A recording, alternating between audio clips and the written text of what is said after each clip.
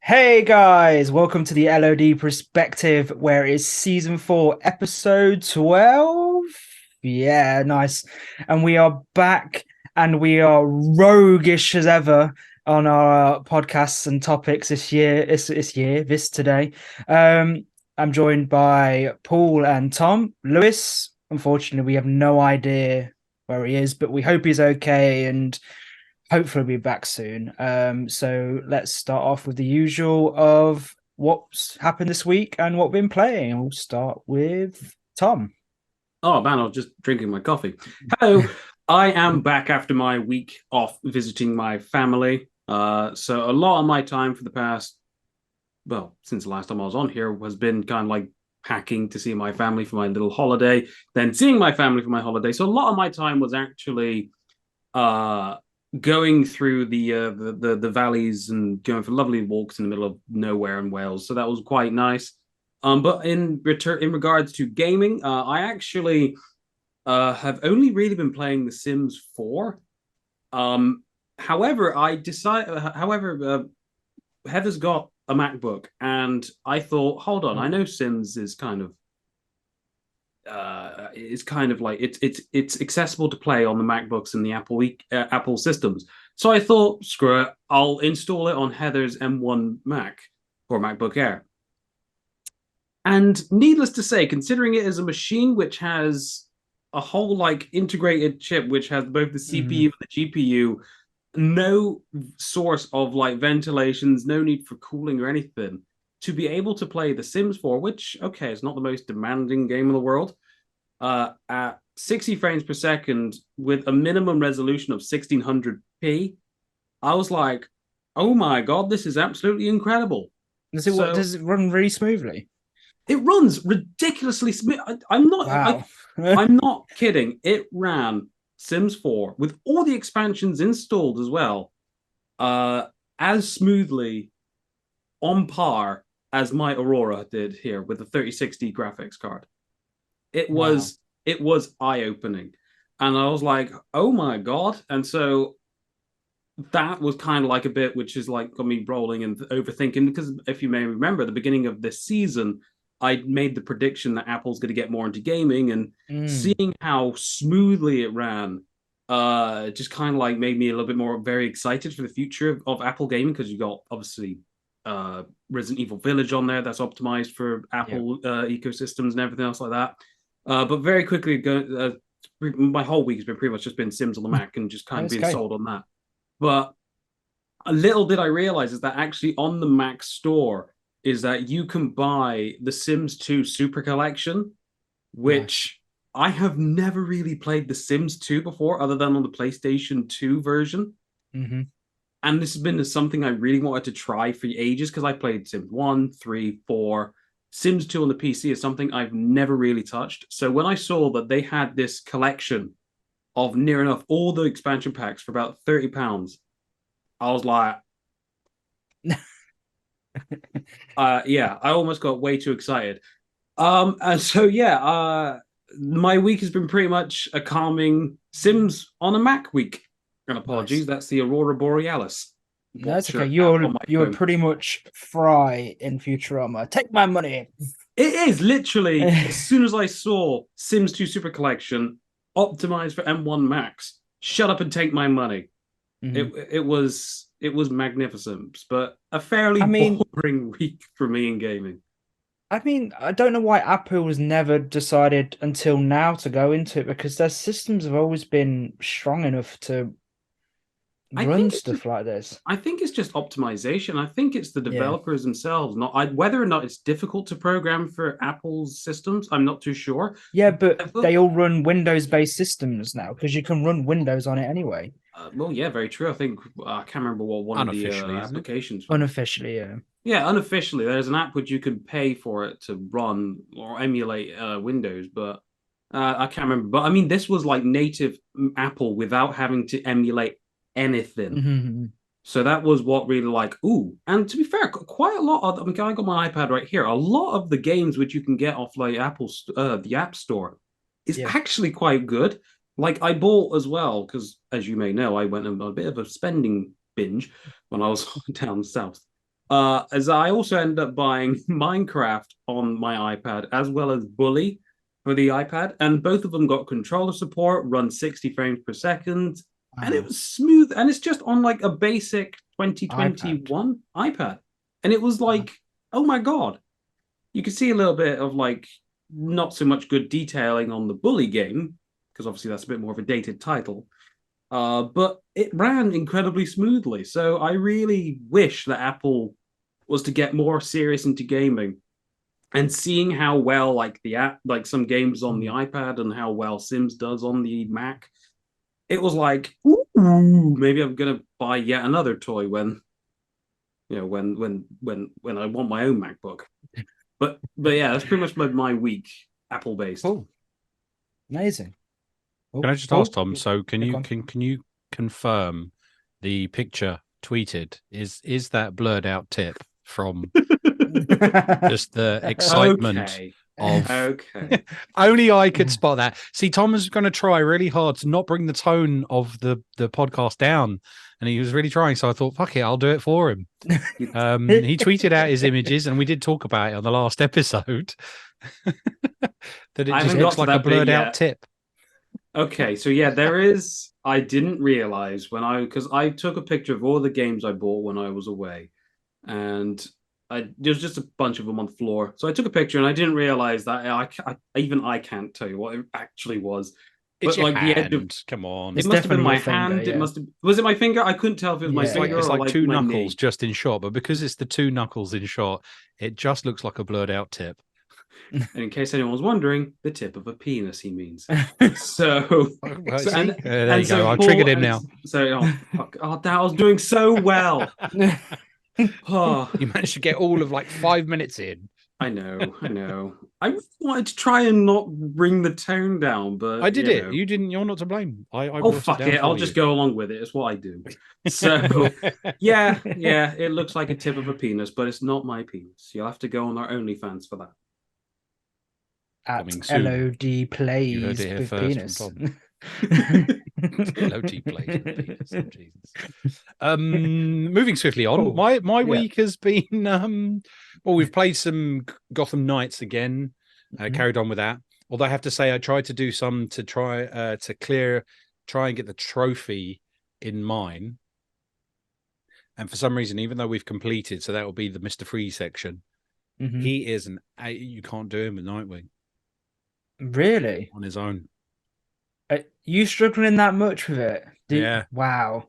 Because So- obviously Nightwing doesn't have a grab move that brings you closer to him. Oh, You can only just do hard kick or small kicks. You okay, Tom? yeah, I You're just right. hit my tooth with my mug. Oh no. So I tried. And I thought I was doing quite well. I almost got there, and then I suddenly died when it got to the second load of laser beams.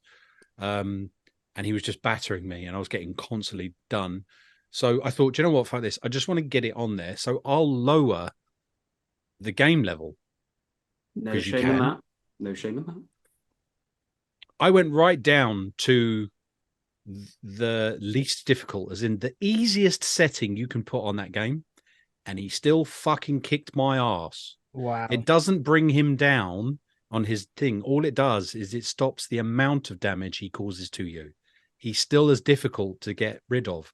So it doesn't change anything in that game apart from his hits take less. They give you less damage, so his DPS gets reduced. That's it. It's all the same. Your hits do not increase, so it's still just the same. So eventually, it was just like, you know what? Fucking giving up on that.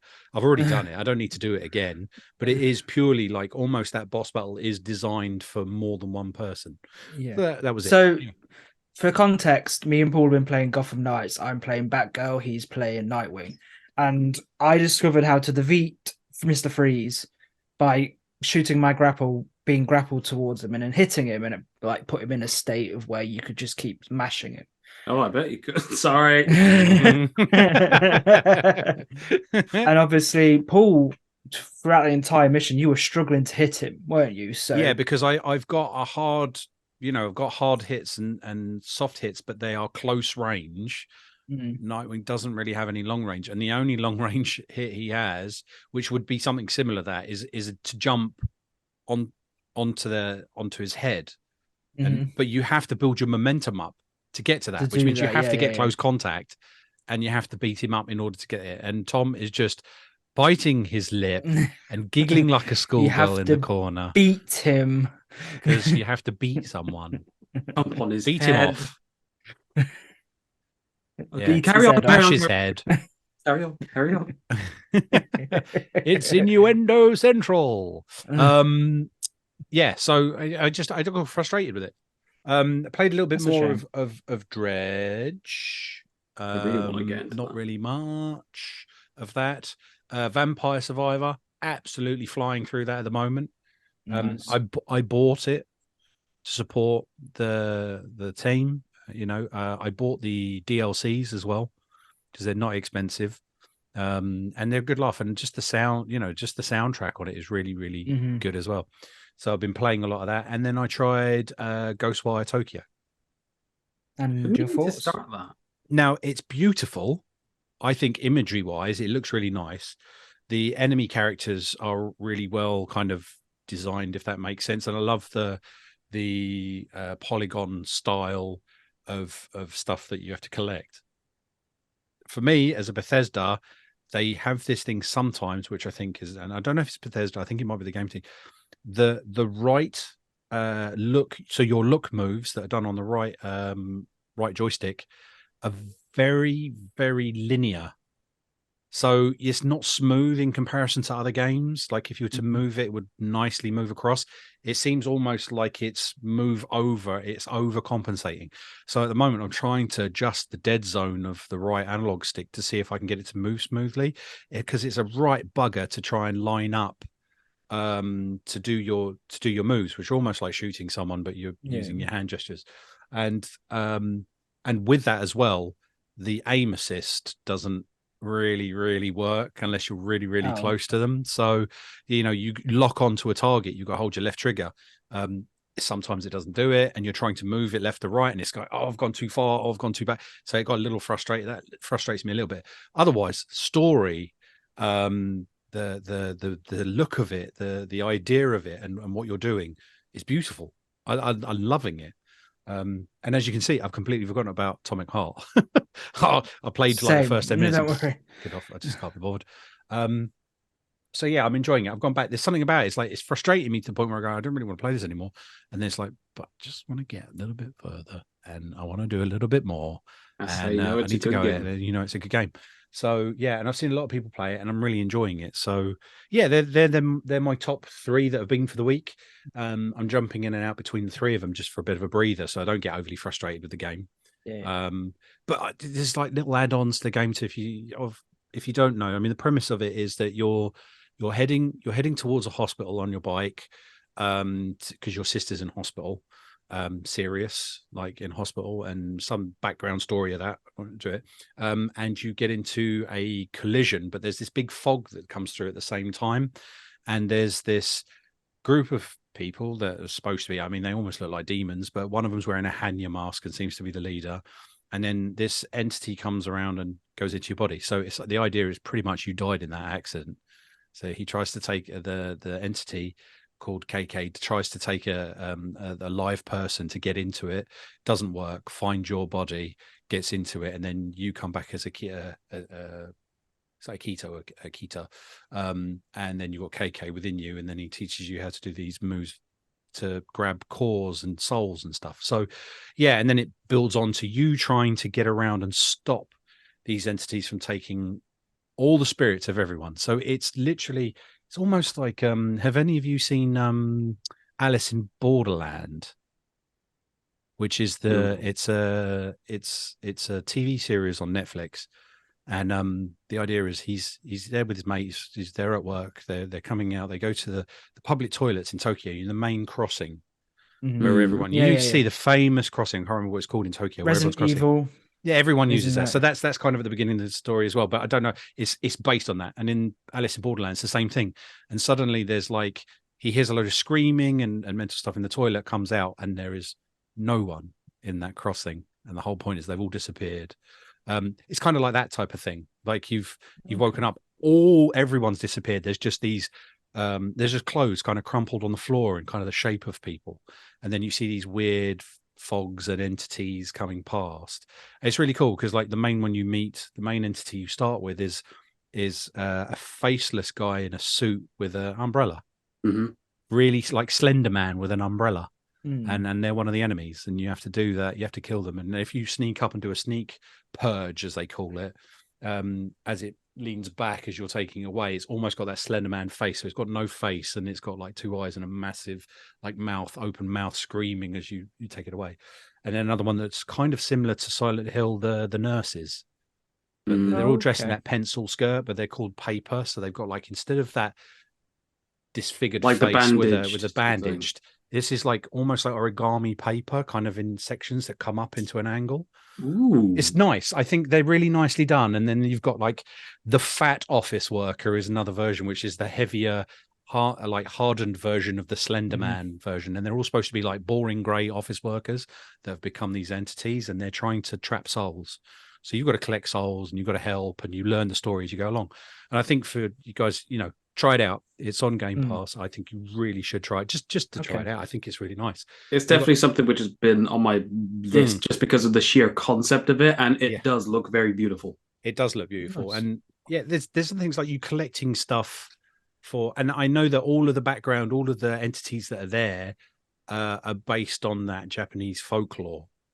So, you've got the Hanya, you've got the Oni, you've got that type of premise around it, and you're collecting things, and they're all different types of things that are to do with, and they give you a description, like you've picked this stick up and it says it was like a smoking paraphernalia from the feudal Japan in 809 or whatever, and it tells you a little bit of description about what you've collected.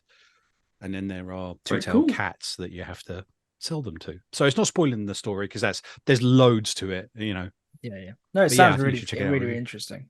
Very nice. And Hayden, what about yourself? Yes.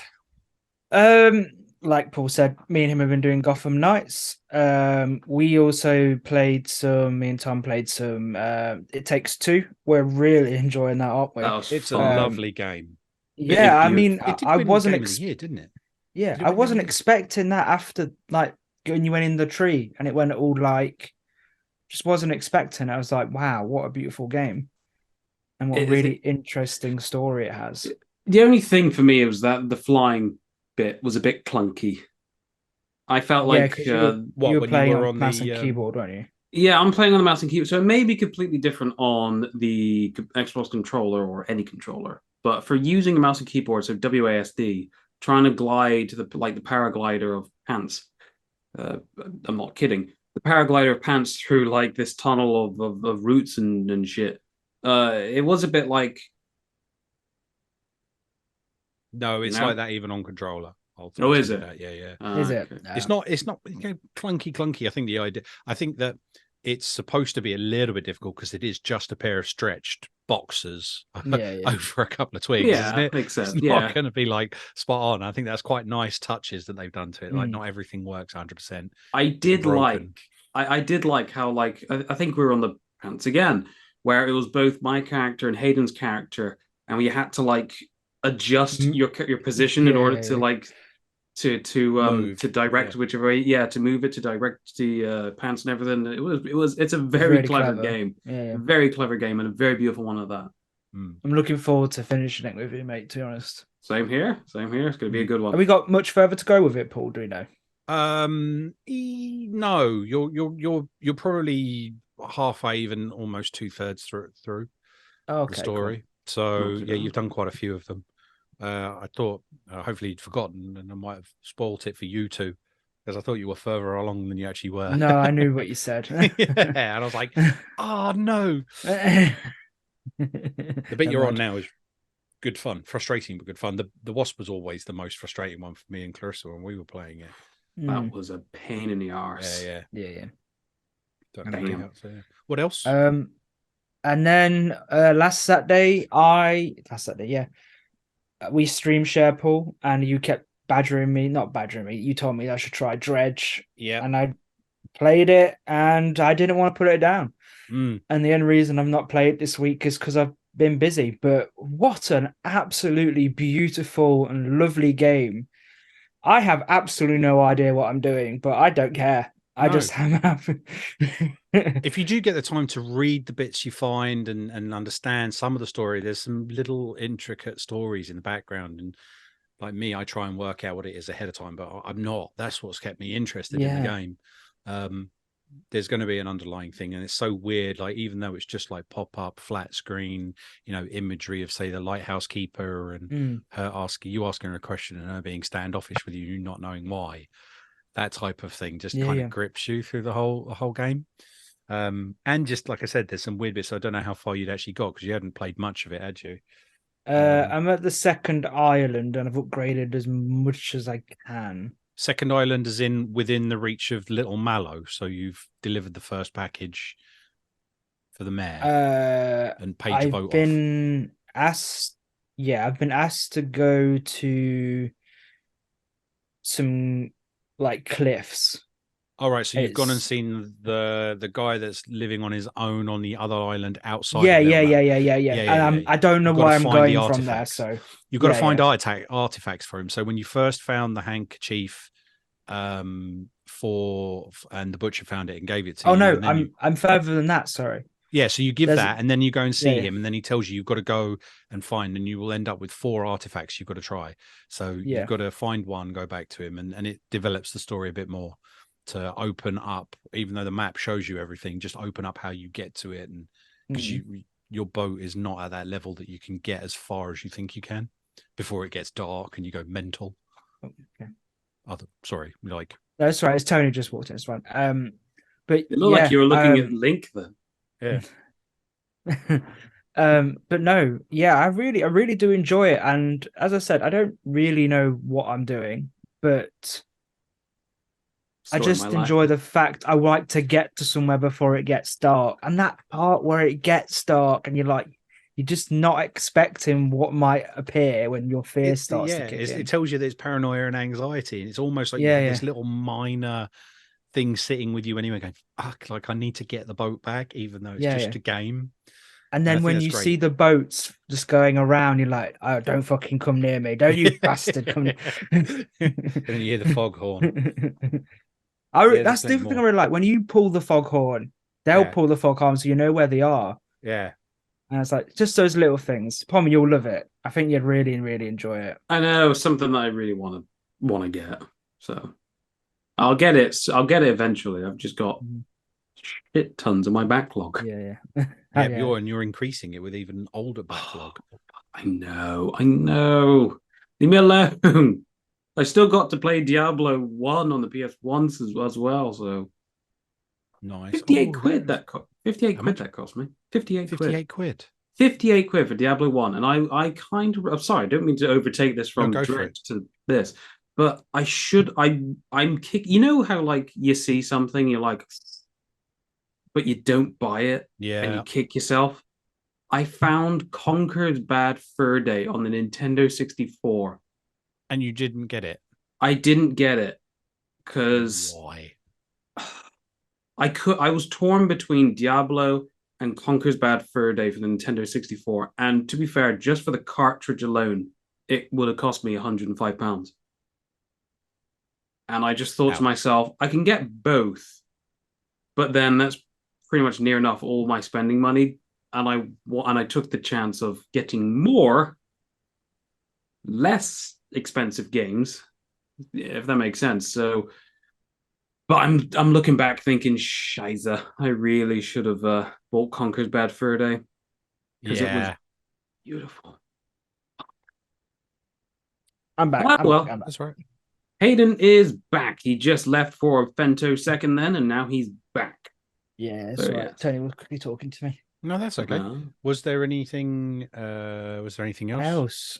No, because I think I spoke about Super Mario movie last one, didn't I? So yeah. No, and honestly, yeah, that's about all I've really played. Yeah, that's me. I've had obviously my usual lot going on still, but apart from that, that's what I managed to fit in this week. So which is quite nice. Yep. Right now, up until the 20th, you've got second extension, early access, and Mordau available for free on Epic for your PC. Yes. And then coming Cool. from the 20th onwards, you've got Never Alone, which is a beautiful little game, and Beyond Blue, which I absolutely love. They're both going to be free Okay. games from the 20th for those that are I'll get them interested. down, start them down there. So now. those that are listening to this, because it'll be Tuesday next week. Yeah. If the 27th was okay, 27th's okay. So the Beyond Blue will be available, and Never Alone will be available. You missed out on second extension and Mordo. Bow down. God bless Epic Games for doing Excretus concretus. this. Epic Games are like smashing it at the moment, aren't they, with their free games? I mean, Dying Light Enhanced Edition.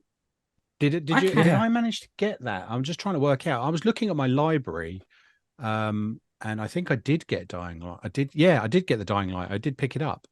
Yeah, when they did the big one, like the Death Stranding. So I think I've only bought like 3 games from them, and I've got nearly like 200 games with them now or something. It is ridiculous Everything's the been amount free, I of games just they grabbed put them. out for free. Yeah, I it's know what you mean. I fantastic. have quite a few games of them as well, and I don't really. What do have I got anything with them. installed? What have I got installed from Epic Games? Obviously, Dying Light, all the Tomb Raiders. I've got 26 games installed out of all of mine, but I don't actually know what the final figure is. I don't know where it is, but I just thought I'd have a look to see what the free games. I thought, oh, I've missed the free games. I haven't. 175 games, and I Wow. bought 4. I'll tell a lie. I bought 4. I was given a code for 2, so that's 5. So 170 of them been completely free from I think Epic. the only things I've bought are Red Dead 2, the Tales of the Borderland collection, Cyberpunk, and Tiny Tina. I think that's all I've ever bought from, and that's only because they give out £10 codes. And... Yeah, £10 off. Yeah. I mean, they gave the entire Fallout back cat. At one Yeah, they point. did. Wasn't that Fallout? Fallout that this year? Tactics 3 and Fallout 2. Yeah, it was in the early this year, and I grabbed all of them. I bought them a couple of years ago on Steam. So yeah, there you go, everyone. There you go. If you're interested, Epic Games give away some really good free games twice a month, maybe. every Thursday at 4 p.m. UK time. Yep. Yeah. Check it out. Get yourself Yeah, some back catalogue. It's pretty Become sweet. a real PC gamer. The Master Race. Of course, these rogues. Of course, you do need a PC for that. And a nice little subtle thing there, Paul. I could have done it more obvious, though, couldn't I? I could have said, get those free games every Thursday on Epic, and B, a roguelike. It doesn't come through. Do you know what? It's not working today. It didn't come through. It didn't come through. It was I'm one of the clever people. So no, it's not working. Oh. Well. I know why. Hold on, let's try this. So baby elevator music. Dum, dum, dum, dum, dum, dum. 2 hours later. See if this works now. So I sound okay. Get yourself a free game on Epic, and B, I'm one of the clever people. Yeah. It came through. We were joking with Stubbs today, weren't we? I was just watching this. You were sitting there just chewing your popcorn in the background, wasn't it? It was good. He did bring up the fact that obviously we were I think obviously Mark's topic of roguelike being a fad or a trend did trigger him, and he liked to tag in indie and go for it, which I thought was really good. And so we just had a bit of a josh around. He did message me as well about our information or my information about the hashtag ad, and me just saying, look, there are a lot of people who are probably thinking this might be wrong, but that is the new legislation, and you just got to make sure that your listeners and watchers are all fully aware, and it's very, very obvious for them that you've been gifted a code or given a code, or you're advertising something, or you're giving away stuff that's been given to you for free. It's payment in kind. It's the same as if you worked anywhere, like wherever I've worked, because of where I work, you've got that hospitality clause. So if someone gives you something, you have to declare it no matter what it is, just in case it's classified as bribery, which is the other side of something. But it's similar. Like, are you getting stuff for free to advertise them? Free advertising. Anyway, yeah. So it was a bit But of no, fun. I Nostalgia stuff. actually So I hope you're listening and well done and thank you for chipping in. It was good fun. I liked that. and going back to Paul's ad thing, I did, and I forgot to save it, and I would have put the link. There was a government thing on a website thing that popped up for me on Twitter at some point during the week. So it is real. Don't think we're just bullshitting you. We're actually But no, being that's serious. the apa.gov. You can find it on theirs, or you can go to the CMA.gov and they'll have a link to APA and CAP.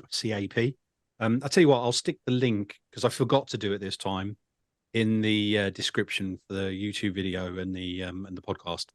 I usually put them in there, so apologies, I forgot to put it in the last one, but I'll chuck it in the next one or this one. Sorry. Cool.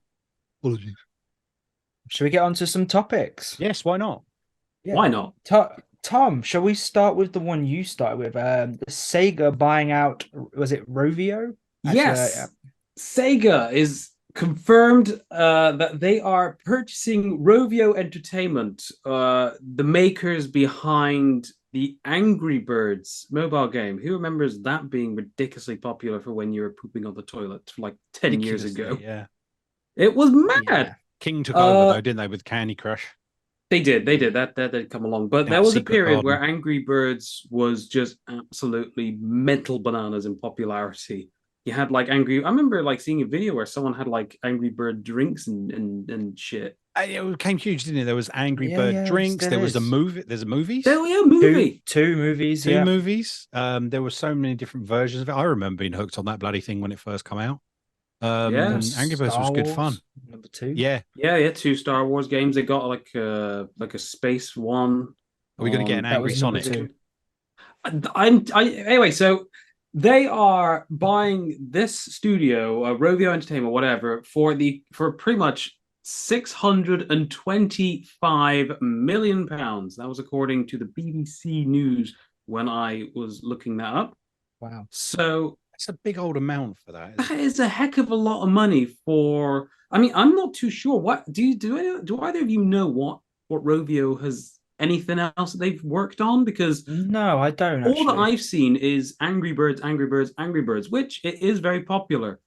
But in my mind, why? Why would they buy that studio? And B, that much? And C, what are their future plans with such an acquisition like this? So they can have a collaboration where you have Sonic Spinball over to the Bad Piggies. It sounds like something that could probably be struck up through like a normal deal rather than just a whole acquisition. But who knows? So 625 million. Yeah, it's a lot. So they Angry Birds since 2009. The iconic Angry Birds have been mainstay in mobile gaming since they flew into fame over a decade ago. Angry Birds Journey. So they've got classic Angry Birds, Angry Birds 2, Angry Birds Dream Blast, Angry Birds Friends, Angry Birds Reloaded, Angry Birds Match, Angry Birds Pop, which is similar to all the others, Beyond Birds, Dark Fire Heroes, which is another game they have, Small Town Murders, Sugar Blast. That's it. Predominantly Angry Birds is the IP then. Birds is the IP that they made the most. So then they're kind of blended. I think looking at it, the Small Town Murders looks like Beyond Birds. We continue to develop new games with unique IPs, all bringing unmistakable delights and joy Rovio is known for. So I think it's the Angry Birds is their main staple of gaming. Although it looks like they're advertising the new one. Like Sega buying Sega in this day and age of acquisitions. A real-time like RPG. I was thinking, maybe like someone like PlayStation or Xbox would buy it, but no, it's Sega. Sega. Well, Sega's always obviously been gaming, hasn't it? So they went predominantly into the software market after getting shot of the hardware section. I mean, Sega do come out with a lot, and they do come around. I remember not so much now in the last couple of expos or whatever, but I'd met a couple of the product managers and what have you that were booming around. So they go around looking for stuff from the expo. So Sega's always hungry for looking for deals from the indies. I mean, you I can't mean, blame them. the last Sonic game was quite successful, so why Was it not? Frontiers? Yeah, Frontiers one. Yeah. it was It reasonably does look good. successful for them. So Oh, fantastic! Better to have a success story than an unsuccessful story, like a bunch of the other Sonic games. But yeah. I mean, this. I mean, They've got a lot of I just they've got a lot of puzzle games, by the way. So they've got this. another one called Blast with Beanies. Okay, dokie. So why this team? Why this team? Do you think Sega's trying to get more into the mobile Mobile market? market, Mobile. maybe. Yeah. It has to be mobile market. I think I that's what to be everyone's f- looking at right now. Is the mobile? Cloud has been successful. Mobile is actually, I think, even when you look at stats, right dating back. So when we started looking at stats originally, when we were doing BG4G, there were stats showing that the mobile industry was like massive untapped market, and it was Mhm. still huge. And even though games like for me predominantly, if I've got quite a few mobile games, do I play them? No. I'll literally play them for a bit and then I'll forget about them and move on. Secret Gardens being the latest one, which was quite addictive, and I played it for a full like 6 hours and then gave up. On a journey home one day. I think I've still got Angry Birds on my phone and Candy Yeah, Crush. same. Both 1 and 2 on my phone. Yeah. Wow. So I they're mean, still a big thing. what a And great Japanese company to market, isn't it? buy if Japanese you and want. Yeah, Asian market. yeah. What a Yeah. great company to buy if you want to go into the mobile market. You've got a completely strong development team right there. And as well With as a Rovio. very well-known IP with Angry Birds. So, I mean, fair play to them. Do you think we'll probably get more like just spitballing, just on the top of my head? Do you think we'll get like more Angry Birds games where it's or Angry Bird IPs games where it's not just mobile? Do you think we might get like a fucking rogue like adventure Angry Birds game for like PlayStation, Xbox, stuff like that? Maybe. Yeah. Maybe. So just spitballing out there. Hell, you never know. Sega maybe get making their own new bloody console and wants their own IP for it. No, I'm kidding. That was the collector inside of me being like, please. Please, So it's still Sega. so the deal is still pending, but they have already updated Wikipedia to go parent Sega pending. So their launches the offer to Angry Birds Maker Rovio. So it's not official yet, but everyone knows about it. And imagine this at this stage, it probably is going to happen. Probably going to happen. Do you think PlayStation's going to be like, we don't want you to have Angry Birds? Probably. We How need a dare you? 10-year We're gonna get Plants vs Zombies. You know Classic. Oh what? wait, no, Just that's because already on that- Xbox Game Pass, isn't it? Never mind. we don't want it. Shh. Take it away from them. It's not that we want it. It's just we don't want them to have it. Just from the announcement, actually. So the last update, their stock price has gone up 0.02, so 0.27% share value. So it's creeping up just from having Sega. The news come around that Sega's, potentially buying them. Would you both predict 625 million for them, or do you think that's a bit too high, too low? I think It's it's a lot. quite low. Their revenue is low. In 2020, their revenue was 272 million. Wow. So Is that for Sega or Rovio? Rovio? Rovio's was originally founded in Finland in 2003. Its revenue in euros in 2020, so 3 years ago, was 272 million.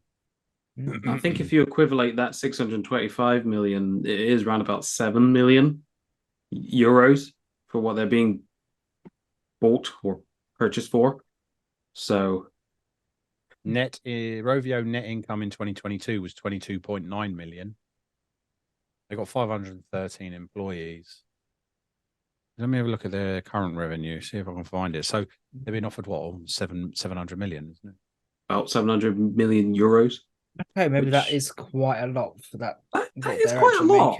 Yeah. But 2022, it did go up. So in 2020, it was 272 million. In 2022, it was 317.7 million euros. So they're on the up. Oh, they did have another game, Bad Piggies. Oh yeah, Bad Piggies, where you like put the pigs in like planes and fly them. Yeah. Oh, that was up until 2022. So yeah, 11% of Euro. Revenues increased by 11%. They were 11% up. Nice. I mean, that's one hell of a deal for Rovio, really. Yeah, definitely. So They're they'd be gonna- they'd be silly to say no if that's their numbers, or if what Paul's saying is true, which I don't doubt most him of them, at all. most of them are coming up. That's not just. I'm not getting that from. That's from like Statista and from. Paul has his sources. I'm just naming them, and it's just through a Google search. Come on, public domain. Come on, man. At least have a bit of mysterious way about you. Well, I've spoken to my man behind me. You Paul's see a just mask. Paul could you could just say that you're rubbing a crystal ball and getting all these numbers up, so rubbing a crystal ball. Right, can that Look at them please shine. be in the intro? Yeah. Oh, amazing. Yeah, so that's it. That's it. No. Yeah. Well, Hell of a deal. Hell of a deal. Let's see if it actually goes through, though. But I think that's kind of noteworthy and an interesting one. I was not expecting that to happen this year. No, Revenue especially the Bureau. acquisitions that shall not be named is like the main focus for everything. So, what a great little acquisition. Some It good is. It's news. actually quite nice to talk about an acquisition that's not the other one.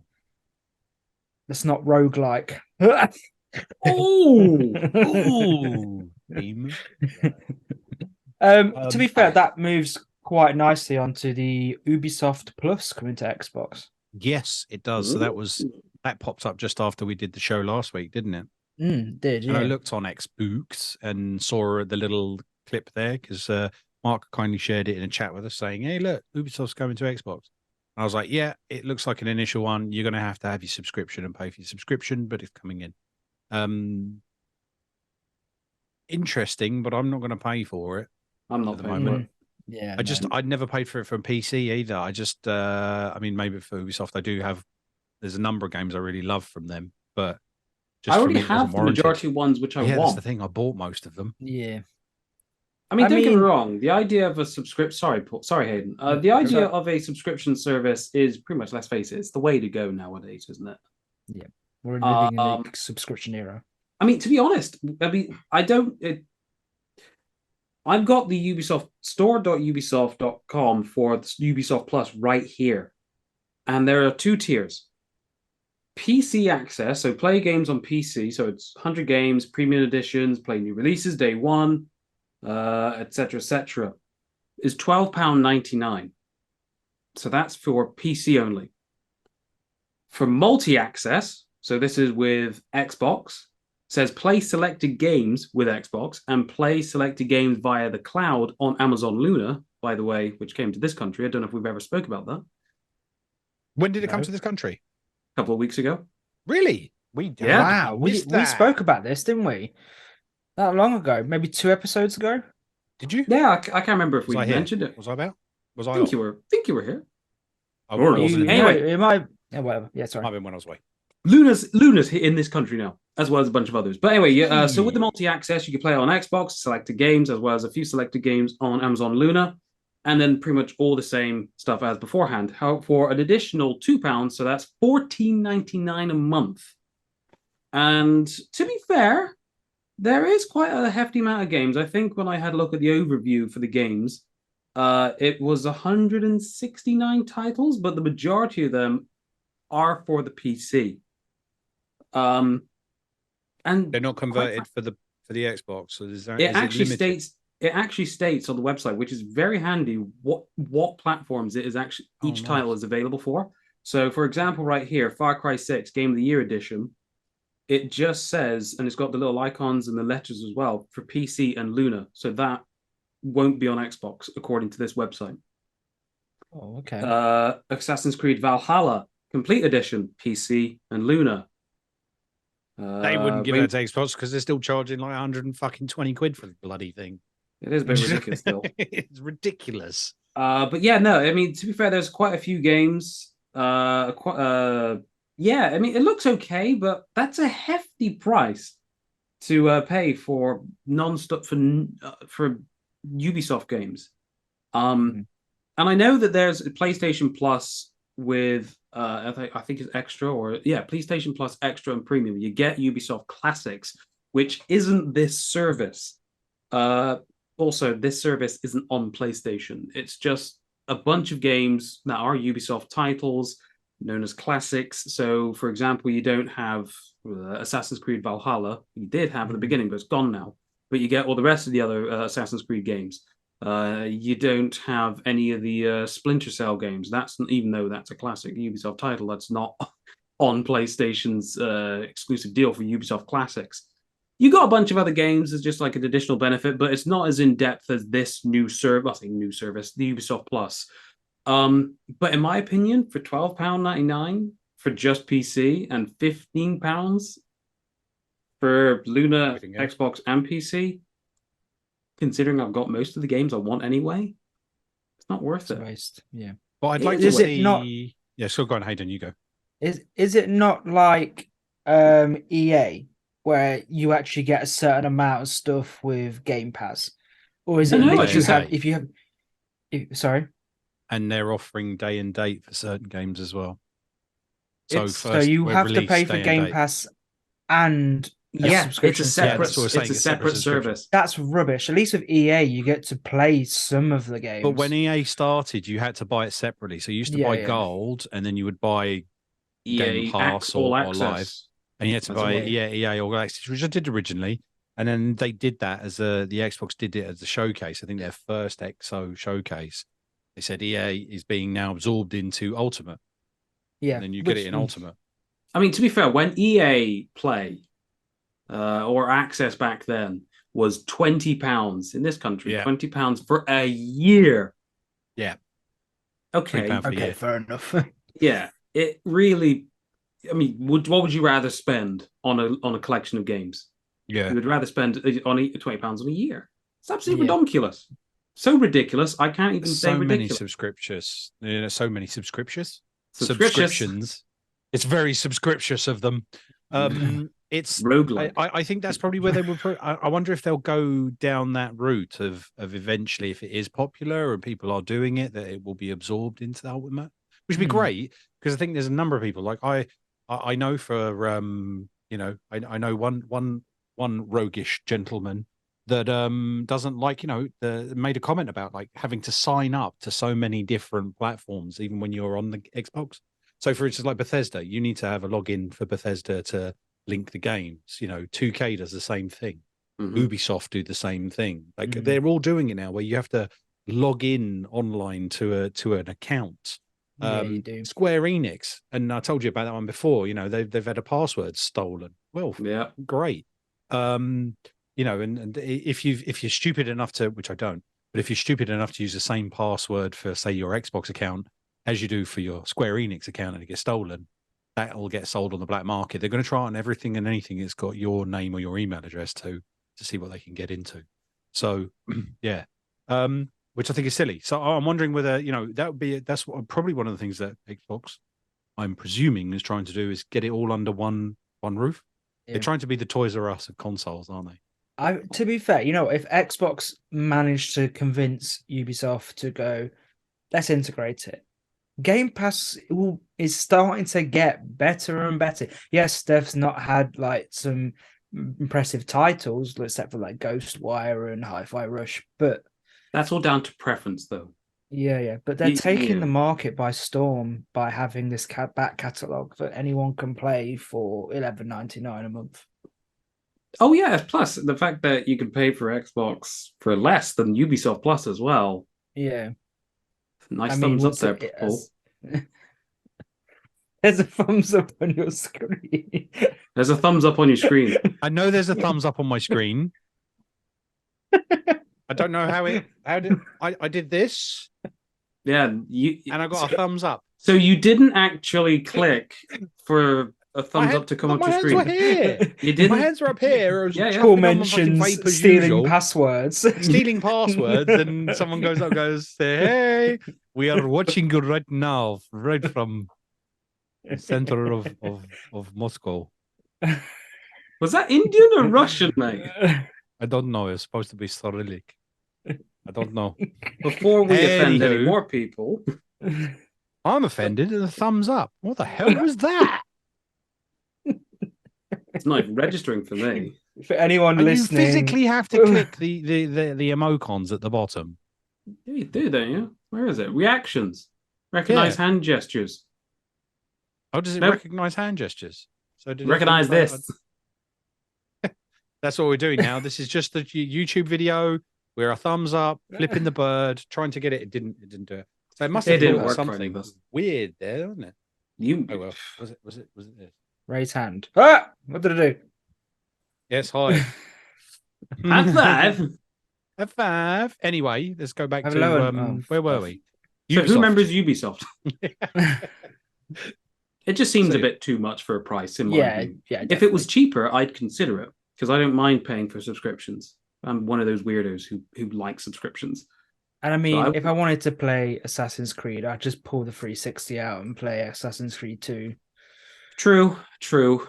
But I mean, I think as well, one of the issues is the fact that a lot of these games people already own.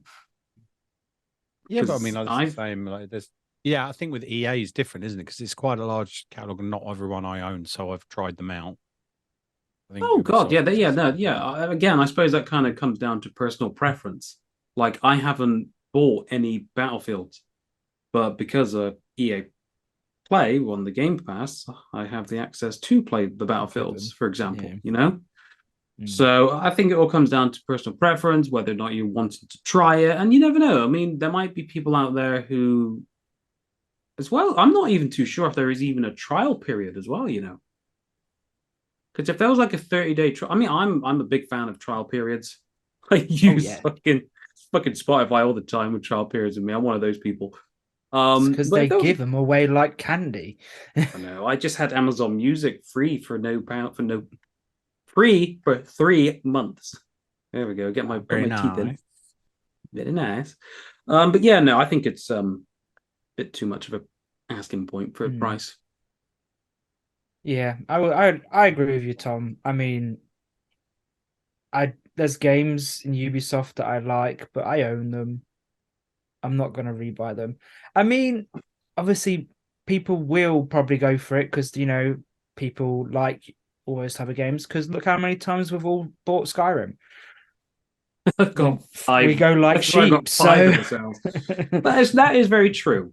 That is very true. And to be fair, I mean, like when you go to some of these games, which I'm going up to right now, it's a lot of them is not just the base game. Like you've got Watch Dogs 2, the Gold Edition, Assassin's Creed Odyssey, Gold Edition, South Park, Gold Edition. I just so happened to come across with all Gold Editions.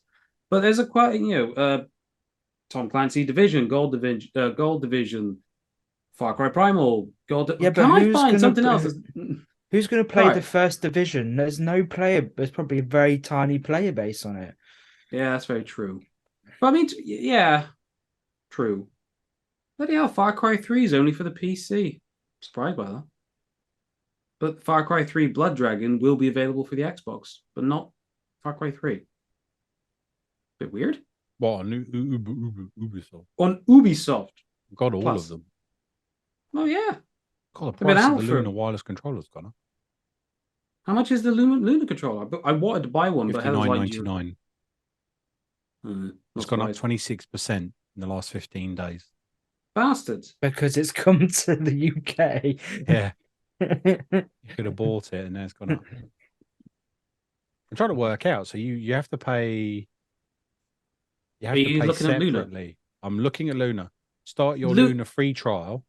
Which I haven't done. You can, if you pay for Prime, you get the monthly games with your Prime account. Similar Oh, you setup. do? Yeah. So like I've got it on my iPad right here, and the 4 games which I can play for this month. Yakuza? And I think it's Yakuza. That's one of them. I think one of them is that one of racing games, which Horizon Chase Turbo, the Jackbox Party Pack 3, and the Adventure Pals. So it's Earthworm Jim 1 and 2. Yeah, so they have like different like cool. Rogue passes. Heroes. Rogue Heroes. Sorry, Yeah, Rogue Heroes on there. Ruins sorry, of Tasso. Sorry, you cut up then, Paul. I just need to hear that again. What was it called? Rogue Heroes. Okay, Rogue Subsequently Heroes, to that, I think Rogue Heroes 2 might be Shadow dropped on the Nintendo World. That's in 20 hours from us recording. Yes. Interesting. Yeah, Yakuza 2 and Yakuza are on the list. Yokus Express, Yokali, got half of these. Yeah, but I mean, Got like, the idea of Luna with the channels, because you could pay for like a retro channel, Luna Plus, or I think there was another one. And Ubisoft Play. Luna, your library and Luna's one subscription, Luna Plus, gives you access to the growing collection of games across genres: action, adventure, indie, shooter, racing, classic, and more. I imagine Rogue falls under that more. $8.99 a month. I imagine just two, Paul. Arcade Paradise. You can broadcast as well. Couch. Luna Couch. Luna Couch, you can play local co-op games with your friends, even though they aren't subscribed to Luna. Oh, So you can start a Luna Couch session and share the code with your friends. Probably. No, that wouldn't be, because that's usually tends to be single player.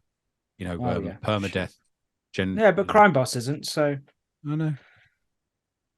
That was kind of roguelike, not roguelite.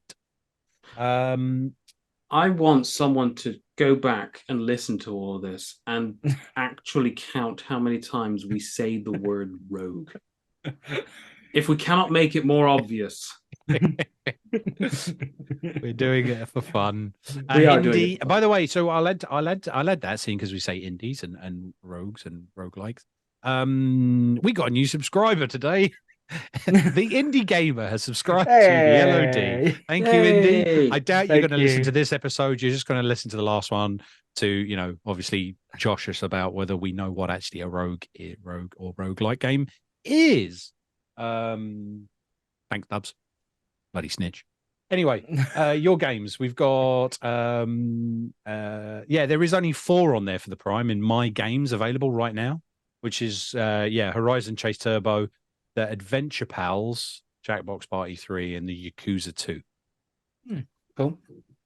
But then it's $8.99 a month. Yeah, but those monthly ones, those 4 are part of Prime membership. Yeah, that's what I'm saying. Yeah. Just wanted to clarify. You'd go for it like you did with the Stadia? Yeah, you know what? I think this might have a little bit, because you do know that with Luna, you've got connect to your Twitch and start streaming straight away. There's just straight away has broadcast button on it. So like what Stadia was supposed to be doing, and didn't get through to do. This is probably why that fell over, actually, because I think obviously Amazon had decided to go down the cloud gaming themselves and thought, why are we giving that away to any other party when we can just add it to our own package? And so, yeah, it literally on if you go to Luna to go and it has a broadcast button. Click on broadcast. It's connect with Twitch to get started. Broadcast your gameplay and chat with friends and followers using Twitch on Luna. Wow. I mean, I don't stream. I'm tempted. I mean, I don't stream anymore. So I wouldn't be using. So I wouldn't use the broadcast if I was to subscribe. But I think out of general curiosity, I probably would for like a month. And if I don't end up using it, then I'll unsubscribe. But I mean, just using it for like the monthly turnover of Amazon Prime games, just for like if I don't know what to play one day, I'll probably go on that. And as well as if my internet is good as well. Which is a big caveat. But yeah, no, I don't think I'll be subscribing straight away. But I like the idea, and I think cloud-based gaming should be more embraced, other than Xbox. And I applaud Amazon for trying and picking up the pieces of where Stadia left off and trying to, because it was live at the same time, wasn't it, in the States with Stadia was running as well. And I think I saw a tweet about someone saying it was still a little laggy for them in the States. So I think that all depends on your service, doesn't it? Yeah. Also, I don't think Luna has a dedicated, which I understand the idea of cloud-based gaming is that you can play it anywhere from all your devices, your phone, your iPad, your PC, But I'm not too sure, and I haven't really looked into this, if there is an anything equivalent to like the Chromecast Ultra that Stadia had. Now, I know the Chromecast Ultra got really hot for Stadia when you're playing it and everything, but I'm just saying I think they need to have something which is dedicated to playing Luna games for TVs. Yeah. Well, I don't know. I mean, they're going to just do it as an app because eventually Stadia became an app on TVs, on smart TVs now. I had the that app, is true. Stadia. That I've is very also true. still got to, as I said last Which time, I still think have to update my controller to Bluetooth. Xbox is use the it same elsewhere. for cloud game, isn't it? It's just an app on your TV. Xbox Cloud Game. Yeah, or on your phone or directly through your console. But what You can about cloud those from your people who console don't as well. have a smart TV though, or smart TV that's updated to have Then modern apps? go get an Xbox. Xbox. Yeah, go and upgrade. I'm just trying to be considerate for people who don't have a I very don't know. smart. Actually, it might actually be. It depends on your broadband, but I'm wondering if it'll be integrated or available. Luna would probably be an app that can be added to your Amazon Fire Stick. Oh yeah, of course. Actually, I think that is something. Makes Most sense. people have Fire Sticks now, don't they? So Fire Sticks or Fireboxes. There's a cream interested for that. to read that. Yeah. Cool. Other products are available. Hashtag ad. Hashtag bring back Stadia. Yeah. I love you, Stadia. Do you know what really made me depressed this morning? What? I was going through because every day when I'm eating my bowl of malted Wheaties, I watch some shit on YouTube. And I was just going through my subscriptions and I was just going through what I know there's a lot I'm subscribed to, which I need to, unsubscribe from. And then I got down to S, and then I'm still subscribed to the Stadia YouTube channel. And usually it comes up with the channel and then a list of videos. And then I came to Stadia and it was just blank. And I was like, I mean, they actually took all the videos down from there as well. According to my TV, yeah. Oh, no. That's You think they would leave did- them up for like austerity or something? But they literally have closed everything down. It's so sad. Good old Google. Yeah, I can't find any Stadia YouTube channel. So yeah. Oh well, we'll probably have like a retro podcast. The thing is, it can't even be do included in retro anymore, can it? Because it just doesn't fucking do anything. It's just a controller. That's all it is. It's There's nothing there anymore. I know. The Chrome But 4K Chromecast, it gets too hot. Maybe we can do a nice Chromecast gets too hot. Maybe one day we could do a nice podcast where we go look back at certain times of gaming and we can cover Stadia. Think about it now. Stadia would be a lot more popular right now with the cost of living because it's too expensive to heat your home with gas. All you needed to do was plug your Chromecast in, crank up Stadia, and you'd heat the entire house for a week. Yeah. It fucking got hot. I almost put my leg on it once, and I used to have it underneath the desk here, and link it through that way. Fuck me, it got hot. I was just like, yeah, okay, I'll just do it through the app now. Anyway, well, we need to move on before I start. Move on. Have we got any one of the clever people this week? No, we have not. Boo! You all suck out there. Like I said, instead of I'm one of the clever people, we've had a subscriber. Thank you to Indy for subscribing. You don't suck, Indy. Please stay. It does say we've had 2 new subscribers this month, 951 total views, and times watched 567. That's just on Is this? I was about to say this is just YouTube, isn't it? That is that just most YouTube. of the shorts. Yeah, it'll be most of the shorts. The shorts are really popular. Yeah, very well done on those. Short videos from Hayden, not Thom in shorts. That's on the fans only. There we go. But I say, come on, we need to specify. We need to promote the links out there for people are actually going to think we have an OnlyFans sooner or later, and they're going to go. There's going to one day blurry retro games with tips. It's lewd gaming. One day, there's going to be someone out there who's going to be so disappointed that I'm not on OnlyFans, and that is going to warm my heart up. It's me. Oh. Okay. If that's the case, shall we talk about one of the new games that was announced today. No, the other day. Harry Potter Quidditch. I know we're all excited because the game that shall not be named never had Quidditch, and now we know why it didn't have Quidditch. Because it's separate. Yeah. Clever. There's not really any info on it except they are asking for people to join a limited list of playtesters. Are you applying for said limited list of I playtesters? did, but I couldn't get the bloody website to load. It depends on how they do it. This is a I lot. don't know if I'm interested in it, because to me it doesn't matter that it's themed. It's still a fucking sports game.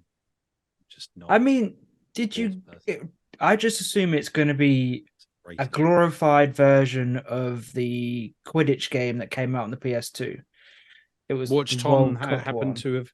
Didn't you just happen to purchase something of? I bought Harry Potter and the Philosopher's Stone on PlayStation 1. That's what I bought. Nice. And I spent 20 minutes on that game, and I'm already 25% through.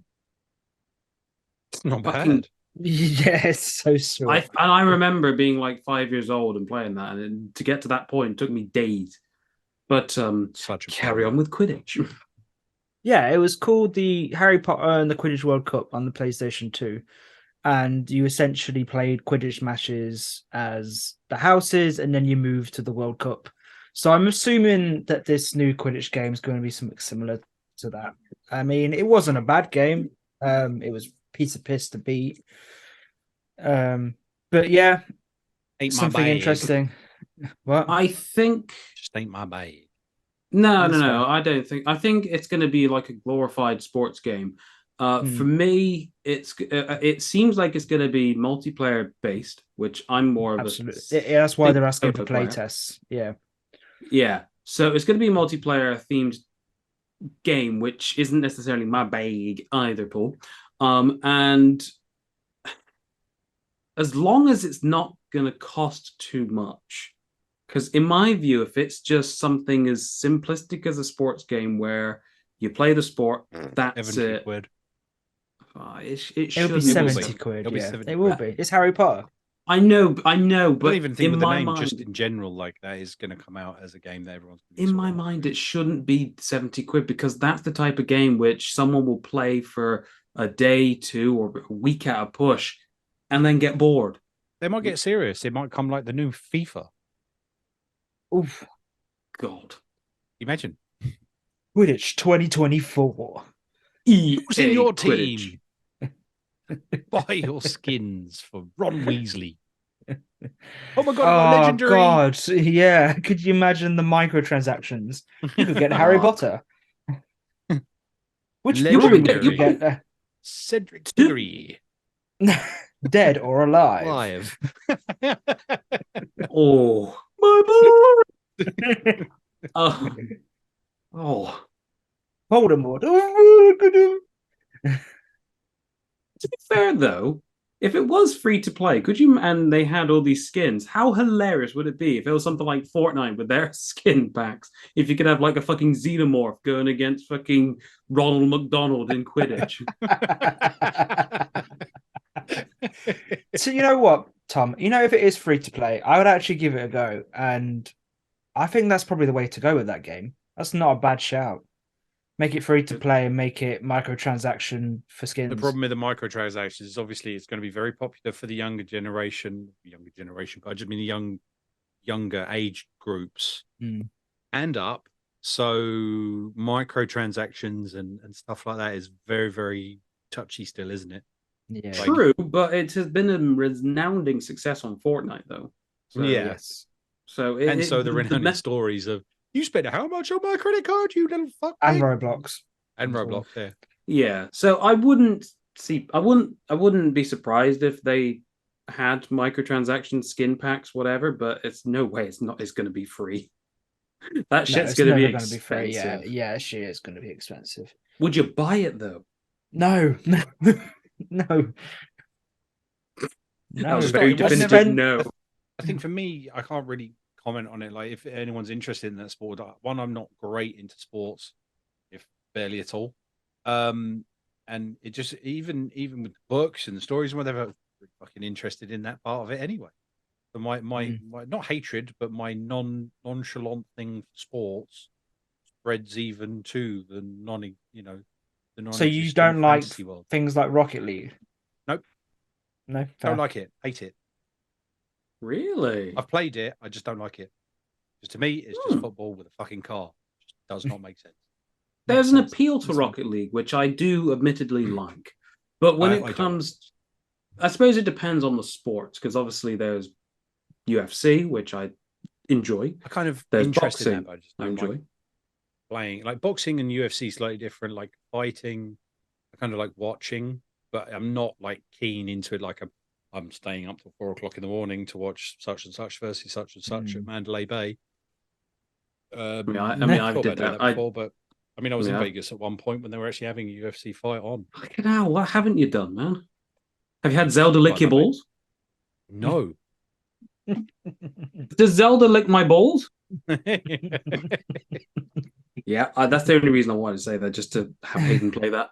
No, it depends on the sport for me, but I mean, like the WWE ones, which I still haven't bought. I Surprisingly, used to be into like wrestling heavily. I still like rugby, but I just don't follow it daily. So it's just kind of no. I mean, I understand if you're like someone who enjoys sports, or if you're a massive Harry Potter or Wizarding World fanatic, then yeah, it appeals to you. But if it's just going to be a bog standard, simple multiplayer sports game, then okay. you They'll might as probably well do it go. similar like Rocket League, where they for the Quidditch, because you're on your broomstick and Yeah, sick tricks and shit. catch. I mean, snitch. if you're watching this, I would like to play test it, but none of us are interested. It's not. If It's anyone not has an that idea. listens, like and has gone for it, or anyone who knows anyone who has tried it, let us know what it's like. Yeah, I am interested to find out about it. Don't get me wrong, but yeah. not as I said before, not my bag. Not my bag. Not my bag. What else we got?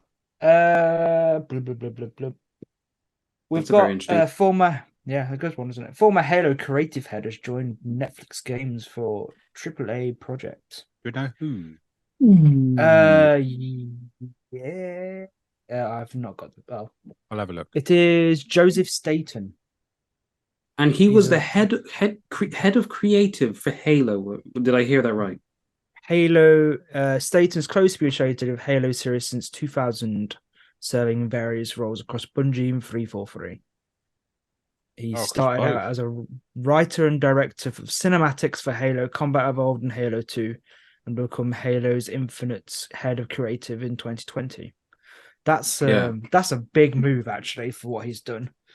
That's a big move and a big acquisition. It's not acquisition. It's a big hire for Netflix and games. And to me, absolutely, this kind of solidifies the fact that they're starting to get serious with their gaming division. And to be fair, Netflix games, they have a particular type of hook gimmick, which I kind of like that Terra Nil that Paul recommended to me.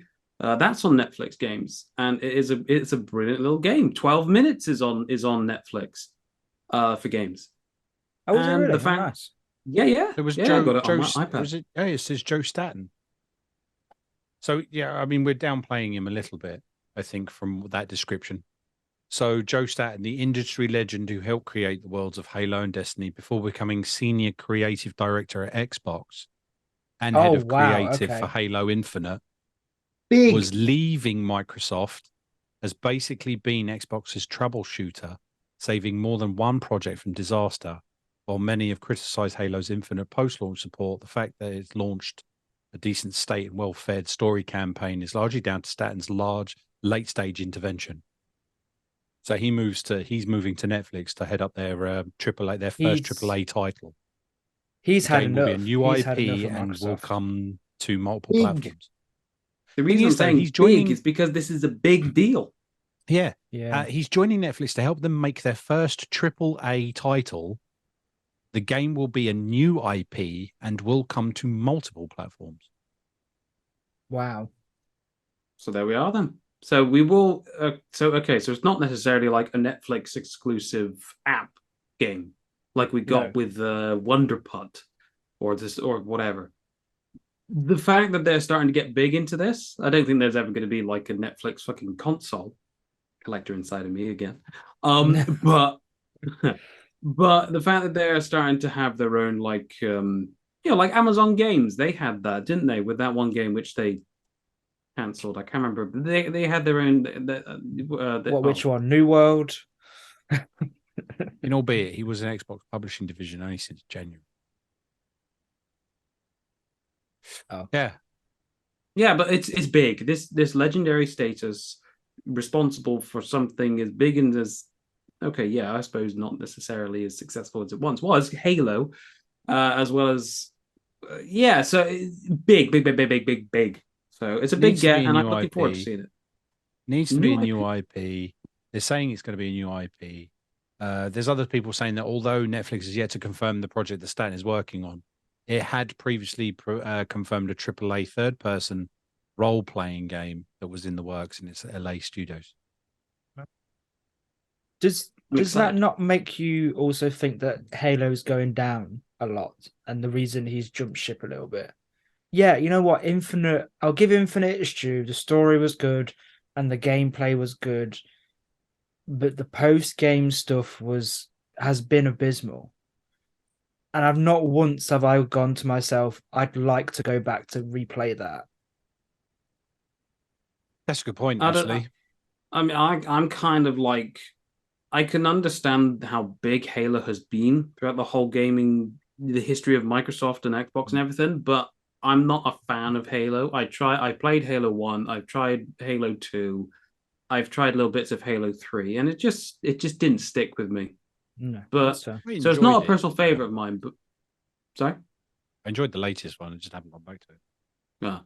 No, I mean, but it is a big thing, or was a big thing. But I've heard a lot of bad things about the most recent one, and especially as you say, it's bad things. It's the post work that they've done for it has been terrible, and no doubt someone will tell me I'm wrong, but just the fact that the co-op took so long to come out, and then the Forge, I don't even know if still out.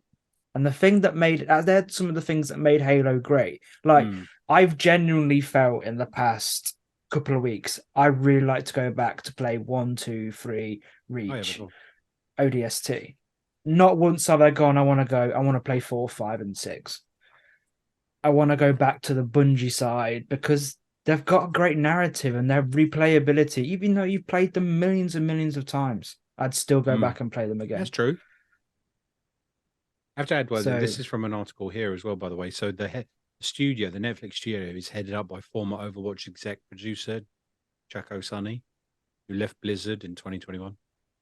At least one of the bigger games Netflix has in development. So this is where it's kind of like you could put them together and 2 and 2 make 4, or it could make 460. Is that one of the big games Netflix has in development appears to be a video game set in the world of the Rebel Moon, the upcoming sci-fi by Zack Snyder. Okay, that sounds interesting. Yeah, it does sound very interesting, doesn't it? Last month, Snyder revealed that he was working on Rebel Moon role-playing game, RPG with Netflix, which the director described the title of ridiculous scale. I think Thom's having issues. Is he having issues, or he just has issues? I have issues. No, it's just I hear a little bit of crackling, and it's just twiddled with my wiring. Twiddled with the knob, yeah. Rogue. So yeah, he's working on a brand new AA platform game and original IP. I'm wondering if it's one and the same. Yeah. Although I'll say that he says he kind of rescued, he was from 343 and he rescued the latest Halo thing from whatever. From what I heard though, the original main campaign was massive, almost like open map. And then they cut it down to a third of its size for what we got as the campaign. Like it was almost open world, go where you needed to collect all that. And you can kind of see that when you're playing the game. Yeah, Like you you can kind of go to points and do that. But apparently that was only 1/3 of the entire map they'd originally designed and had ready to go. And I mean, they left Halo Infinite. If you've not played it, I'm sorry, spoilers. With a massive cliffhanger and the proposal of DLC to expand that, and once again, heard nothing. we've heard And nothing. I'm pretty sure that was something. I'm not, well, not pretty sure, but I'm pretty sure that was the rumor that went round. There was going to be DLC to carry on the expansion of Infinite. That's why it's called Infinite, because it was meant to just be like Destiny and carry on, spanned on over 10 years. And plus, yeah. But I mean, Stubbs, if you're there, I'm sure you'll tell me and tell us that we are wrong and there is stuff planned. So please inform us. Yeah. If there's anyone out there, get yourself another cookie. But yeah. Because also Frank O'Connor's left as Halo's creative director after 20 years. This says a lot to me. I mean, that does say a lot. When the rats are leaving the ship, I think that's the saying. Is that the saying? When the rats are leaving the ship. Yeah. The ship's doomed. But who knows? Maybe they can pull it back. But Halo's not necessarily my bag, so it doesn't really matter. It bothered me. It doesn't. Obviously, and Halo Multiplayer's IP creative director Thom French left in December. So your creative director, your head of multiplayer, founder and studio head Bonnie Ross left after 15 years. Joseph Stanton left after a week. Frank O'Connor looks to have departed as well.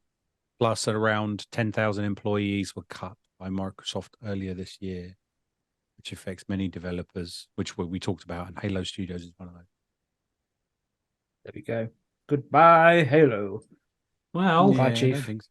Yeah, that ain't it, Chief. That's a shame. Although the season 2 is supposed to be coming out, isn't it? Well, it's not like Xbox doesn't have any games. I really like that game. It has that character out of Fortnite in it. It's a guy from Fortnite. Cool. What was the other things? Another sad thing, Bungie going over to the other side. They posted a load of tweets about a leaker from one of their own streamers on it. So yeah, I don't know any a content of, creator that's supposed to be a streamer for Bungie. Has been caught leaking. Yeah, pissed on his own chips. Yeah, it was basically the tweets were mostly about they do these events every year. They get all their like main Destiny streamers to come and they sign or agree to not spoil anything that's coming in the future, and they show off what NDAs. they've got. Yeah, and unfortunately the streamer has his name, the banning popular streamer Ikugun Tiko I'm sorry, I can't say his name. Oh, is that the one that's got like over? Is that that's another thing that came was the Twitch. There's that huge streamer on Twitch that had like over 3 million viewers or whatever. Maybe has been banned. Wow. Why? What was his? Let me have a look at that. It was the Bungie. I'll look at him. Basically, he's actually banned from playing the game as well. He can't play the game anymore. I mean, why banned him outright? I mean, why would somebody leak it? I mean, I suppose maybe it's the thrill. I don't know. Maybe he has something against Bungie for wanting to leak it. I don't know. But it's never a good thing when someone goes behind whoever's back to leak information, spoil information, disclose information, or spoilers or whatever. So it's a pretty shitty and crummy thing to happen to them. But to be honest, in this day and age, you kind of gotta you gotta deal with it. You gotta expect the worst, and not be too surprised if someone was to do that. I mean, Destiny's an okay game, but it goes up and down for them, doesn't really? I mean, if you're gonna make your living of it, fine, but. Well, that's very true. If this is his living, why would you feed the hand? Why would you bite the hand that feeds you? Yeah, completely banned from the game. Wow. Bungie responds. Big changes Damn. coming with Destiny 2 this year, and one of them was leaked earlier in the month. Bungie now thinks that it knows who the representative is and has taken action, banning popular Twitch streamer Keegan Takeo Egbo. I assume that's how you pronounce his name. Apologies for the brutal damaging of it.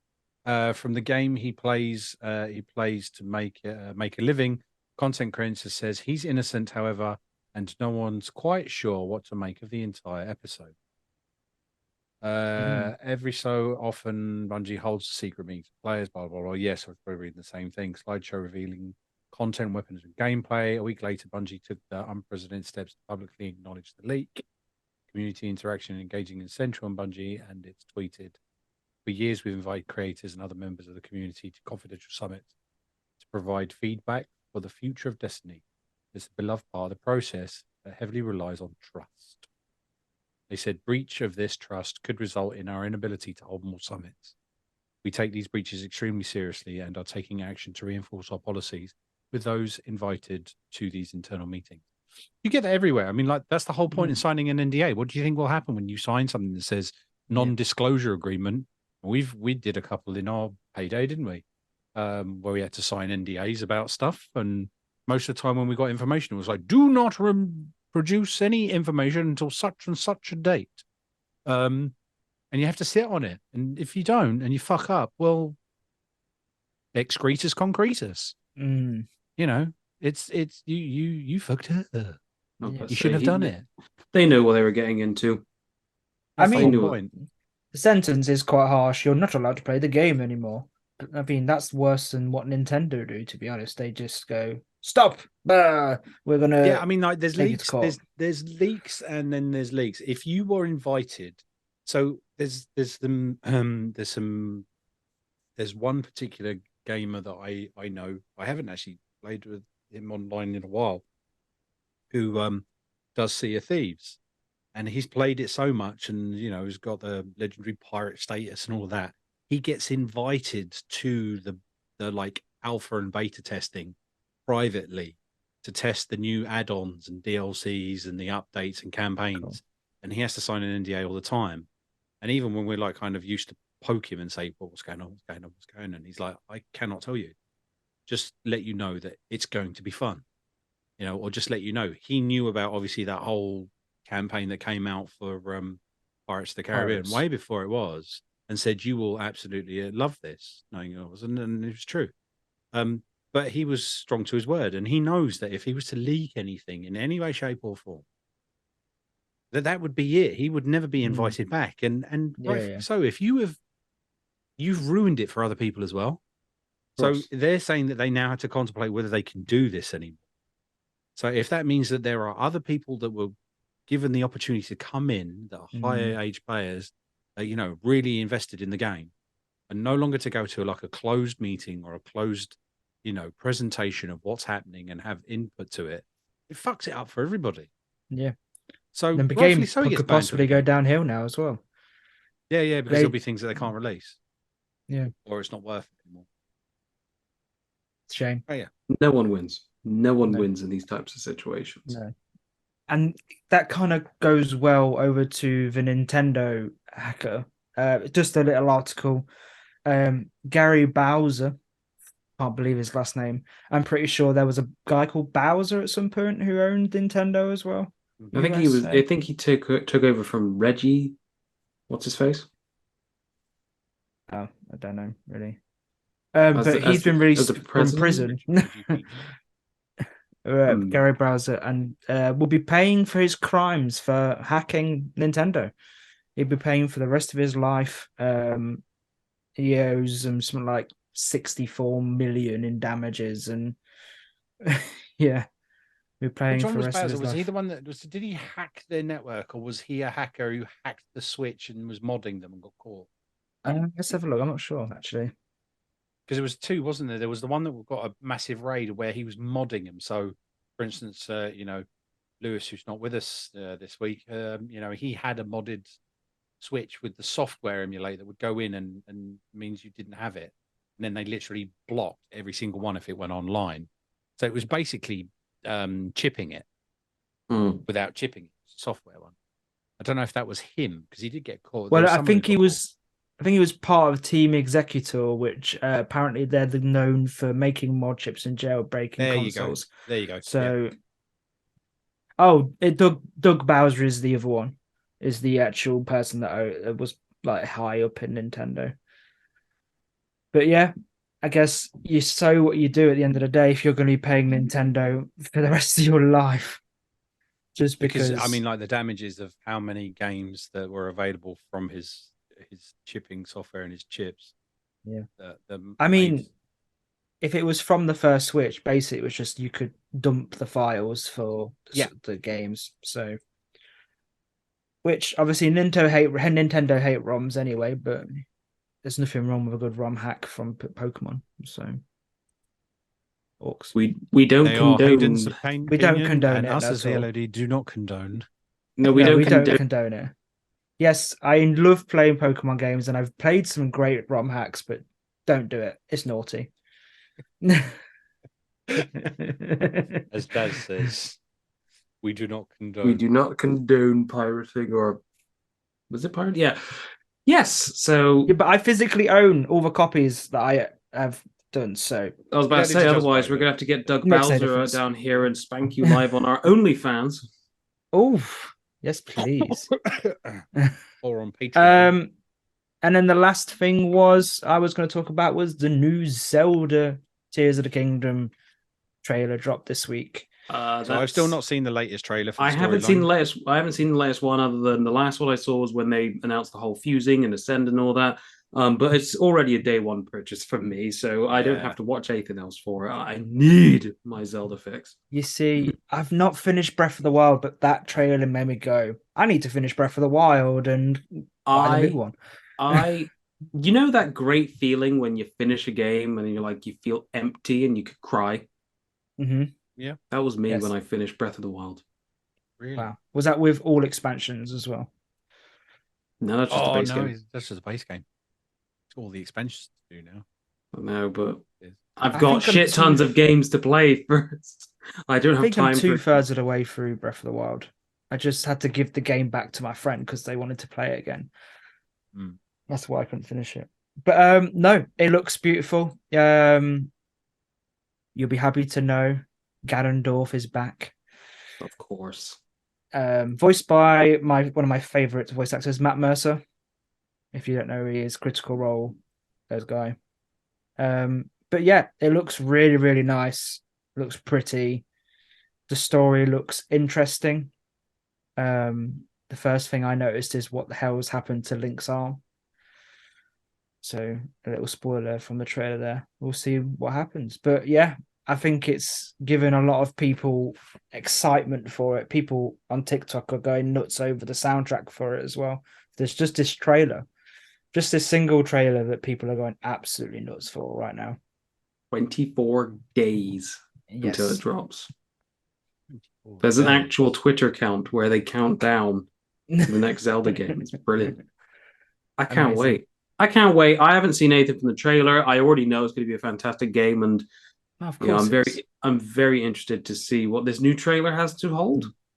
The only thing people are like moaning about is it a £70 DLC?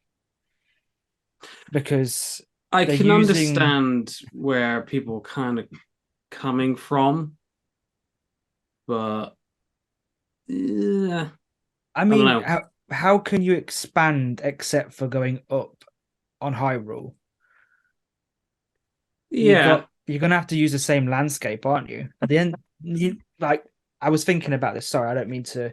We were saying we were worried about this game was going to be the last game for the Switch because it's going to break. We'll see how it runs. Yep. But what if the people who make Zelda have gone, okay, we know Breath of the Wild works.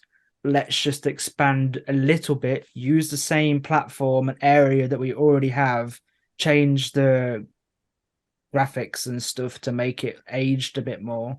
Yeah. I don't know why people would moan about that, because Breath of the Wild's a fantastic game. Yeah, it's a phenomenal environment. me personally, after I finished it, I felt like I was empty, and there's a bit of me which craves more from that Mm. game. And here I have the prequel to it, sorry, sequel to it, Yeah. and it's just more of what works in my mind. So I Yeah. don't mind with it having that DLC look to it that people may put a label I don't on. think it would be a DLC look to it. I just No, think no, no, people no, are no. But annoyed. I'm using air quotes because obviously Yeah. that's what people are concerned about. I don't mind people labeling it that, or even if it gives off the aesthetic to some people of that, Yeah. because for me, it'll I can already tell it's going to be worthwhile. Why Yeah. would you? I mean, like if you can reutilize the assets that are within it because it's the same location, Why wouldn't you? Yeah. why wouldn't you? You know, it's that Exactly. old saying, isn't it? Like, why? Let's not reinvent the wheel here. Hmm. Like, If it's not what's the broken, point? don't fix it. Yeah, you know, Well, if it was that, you know, it is that great. I'm saying it is that great, and the environment is like that, and they're going up. You know, they've still got to build stuff into it. They've got to build Yeah. the new fusions, the new stuff, whatever. Why are you going to start from scratch and start the same thing and then have it not turn out the same Have in it the be like environmental? So it looks Pokemon. like it just doesn't kind of blend in to follow the story. I think the story is the pinnacle of it all. So it's that continuation. Yeah, if it's got the same similar kind of textures and landscape underneath for you to, remember the original game, which wasn't too far going, then why fuck about? Mm. Agreed completely. yeah, I Tom, fully agree. did you play Hyrule Warriors? That was the No, prequel, wasn't it? no, Was I haven't actually played that one yet. That's another one which I need to buy first and then play. But again, sorry, I just thought I'd mention it. no, no, no, it's fine, it's fine. It's just there's just too much for me to play, and I just don't have enough time in the world to play. And I'm We all yeah, agree. You know yeah, what's really annoying is because I've got golf and jury service, I have to take a book with me because I can't take electronics in. Otherwise, I would have taken my Switch. damn, Oh, It's really damn, annoying, isn't damn, it? man. that's a shame. Anything else to add, or have we all run dry? Have we scraped the bottom of the barrel here? I think we may have done because I can't think of anything from the top of my head. No, we mentioned that. We mentioned that. We mentioned that. We mentioned that, and we mentioned that. No, I think that was everything for Was us. that it? Yeah. Perfect. That was a Spot on very, for us. very nice episode, I think, right there, with less Yep. roguishness as possible. Obviously, we like to go rogue sometimes and go off the bat. Mhm. Of course. And if the rogue listening would like to count how many times we say rogue, and they can quite easily put it up, or go rogue and put it on Twitter. There we go. There'll be Thank a you very very much. special. There'll be a very special roguish prize for you if you can actually tell us how many times the word rogue came up. You'll get a rogue soggy biscuit. Courtesy of Lewis. Thank you, everyone, for listening. This has been the LOD Season 4, Episode 12. I've been Mars Mayhem, Paul, and joining me and has joined me today, past tense, has been Tom Wild and Hayden. And thanks for listening, Stubbs. We shall catch you on the next episode, which hopefully will be next week. Toodles! Bye. Bye.